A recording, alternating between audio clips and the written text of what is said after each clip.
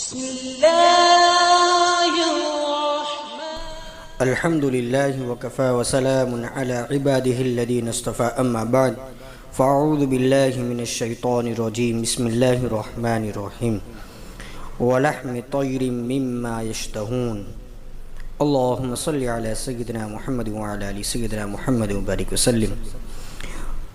حضور پاک صلی اللہ علیہ وسلم کی زندگی ہمارے لیے اسوہ حسنہ ہے، قیامت تک کے آنے والے انسانوں کے لیے اسوہ حسنہ ہے۔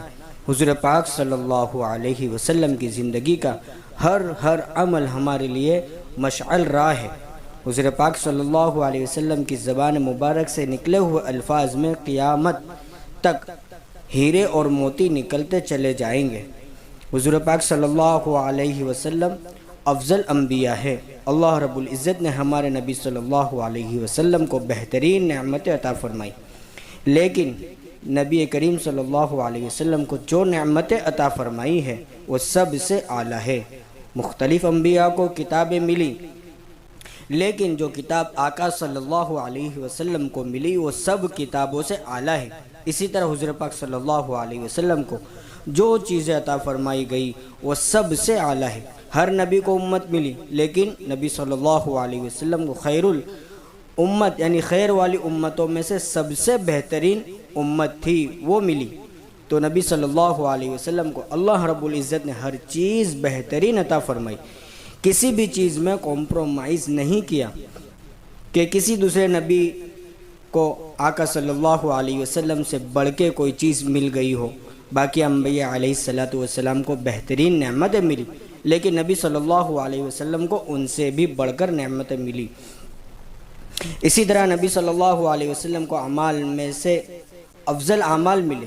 آپ صلی اللہ علیہ وسلم کا زکوٰۃ کو ادا کرنا، آپ صلی اللہ علیہ وسلم کا نماز پڑھنا، آپ صلی اللہ علیہ وسلم کا حج ادا کرنا اور باقی کا اہتمام کرنا گزشتہ تمام انبیاء کے اعمال کو جامع ہے۔ تو حضور پاک صلی اللہ علیہ وسلم کو جو دین ملا وہ تمام ادیان کا سردار ہے۔ پچھلی امتوں کو بھی دین ملا، لیکن نبی صلی اللہ علیہ وسلم کو مکمل اور کامل دین ملا۔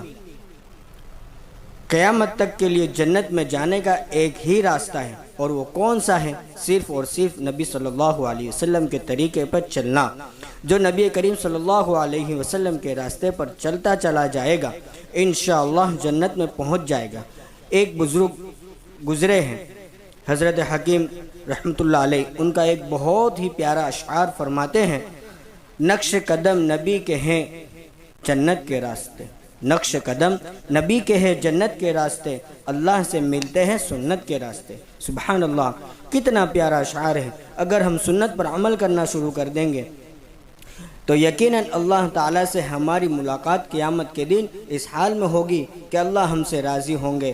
اگر ہم چاہیں کہ اللہ ہم سے راضی ہو جائے تو ایک ہی طریقہ ہے کہ سنت کے اوپر اپنی زندگی کو لے آئیں۔ یہی وہ طریقہ ہے جس سے پتہ چل سکے گا کہ اللہ ہم سے راضی ہے یا نہیں۔ اگر سنتوں پر عمل ہے تو یہ اللہ کے راضی ہونے کی نشانی ہے، نہیں ہے تو ناراض ہونے کی نشانی ہے۔ علماء امت نے دین کی ہر چیز کے لیے بہت بڑے بڑے کام کیے ہیں۔ ایک کتاب لکھی گئی شمائل کبریٰ، بہت عظیم کتاب ہے۔ اس میں نبی صلی اللہ علیہ وسلم کی زندگی کی ادیاں کو جمع کیا گیا۔ آپ صلی اللہ علیہ وسلم کا کھانا کیسا کھاتے تھے، آپ صلی اللہ علیہ وسلم پانی کیسے پیتے تھے۔ آج کے اس مبارک مجلس میں اس بات کو بیان کیا جا رہا ہے کہ رسول اللہ صلی اللہ علیہ وسلم کھانے میں کس چیز کو زیادہ پسند فرماتے تھے۔ کھانے پینے میں ہمارے نبی صلی اللہ علیہ وسلم ہماری زندگی کا ایک حصہ ہے۔ اگر یہی کام سنت کے مطابق ہو جائے تو کیا بات ہے۔ دیکھا جائے تو ایک طرف بشری ضرورت، بشری تقاضے کو پورا کیا جا رہا ہے، لیکن چونکہ اللہ تعالیٰ کے محبوب کے اوپر بہت سارے لوگ سامان خریدتے ہیں، سودا خریدتے ہیں، تو وہ چیزیں خرید لیں جو سنت کے مطابق ہو، جو نبی صلی اللہ علیہ وسلم کو پسند ہو۔ تو کھانا تو کھائیں گے لیکن سنت کا ثواب بھی مل جائے گا۔ حضرت انس رضی اللہ تعالیٰ عنہ فرماتے ہیں کہ نبی صلی اللہ علیہ وسلم نے ارشاد فرمایا کہ بہترین سالن گوشت ہے جو سالنوں کا سردار ہے۔ ایک حدیث میں فرمایا کہ دنیا اور آخرت کے کھانوں کا سردار گوشت ہے۔ ایک روایت میں ہے کہ نبی کریم صلی اللہ علیہ وسلم گوشت کے ہدیے کو یا گوشت کی دعوت کو رد نہ فرماتے بلکہ قبول فرما لیا کرتے۔ قرآن پاک میں اللہ تعالیٰ نے ارشاد فرمایا وَلَحْمِ طَيْرٍ مِّمَّا يَشْتَهُونَ، جس کا ترجمہ ہے اور پرندوں کا گوشت جس قسم کا ان جنتیوں کا جی چاہے، تو گوشت کھانا سنت ہے اور اس کی دعوت کو قبول کرنا، یہ ہدیہ میں قبول کرنا، یہ بھی سنت مبارکہ ہے۔ گوشت تو پکے گا ہی، لیکن آج تک ہمیں اس بات کا پتہ نہیں تھا تو ہم نے اس میں اتباع سنت کی نیت نہیں کی تھی۔